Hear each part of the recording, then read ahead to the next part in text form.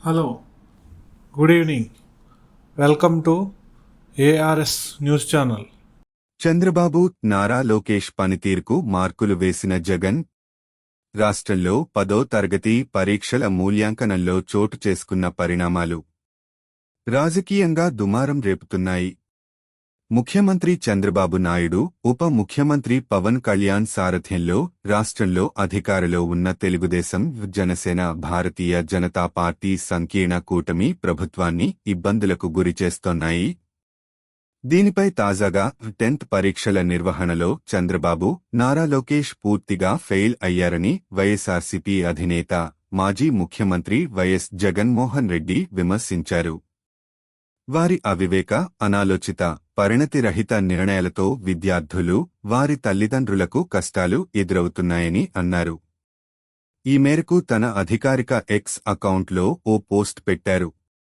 చంద్రబాబు పాలనలో విద్యారంగం పూర్తిగా భ్రష్టు పట్టిపోయిందని జగన్ ధ్వజమెత్తారు. 10వ తరగతి పరీక్ష పత్రాల మూల్యాంకనాన్ని కూడా సరిగ్గా నిర్వహించలేని దుస్థితిలో ప్రభుత్వం ఉందని ఆరోపించారు.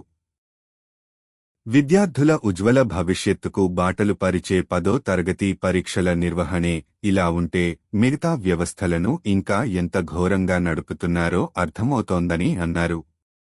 రాష్ట్రంలో 6.14 లక్షల మంది విద్యార్థులు రాత్రిపగలు కష్టపడి చదివి పరీక్షలు రాస్తే జవాబు పత్రాలను సరిగ్గా దిద్ది పారదర్శకంగా ఫలితాలు వెల్లడించాల్సిన ప్రభుత్వం ఘోరంగా విఫలమైందని జగన్ విమర్శించారు.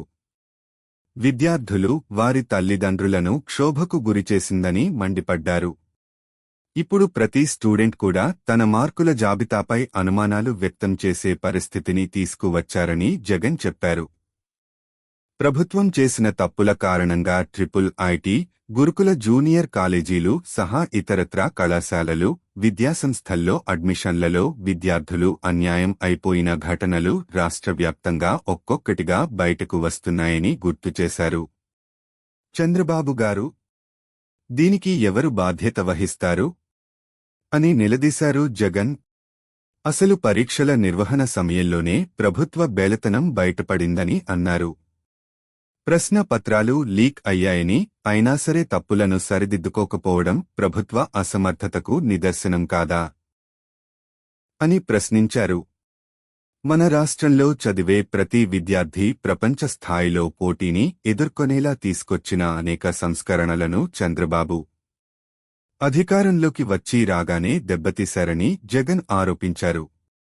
స్కూళ్లలో నాడు-నేడు, గోరుముద్ద, ఇంగ్లీషు మీడియం, సిబిఎస్ఈ నుంచి ఐబీ వరకు ప్రయాణం, 3వ తరగతి నుంచే టోఫెల్ క్లాసులు, 8వ తరగతి విద్యార్థులకు ట్యాబులు, 3వ తరగతి నుంచే సబ్జెక్టుల వారీగా బోధన, ఇలా ప్రతి మంచి కార్యక్రమాన్ని కక్షగట్టి నీరుగార్చారని ఆవేదన వ్యక్తం చేశారు.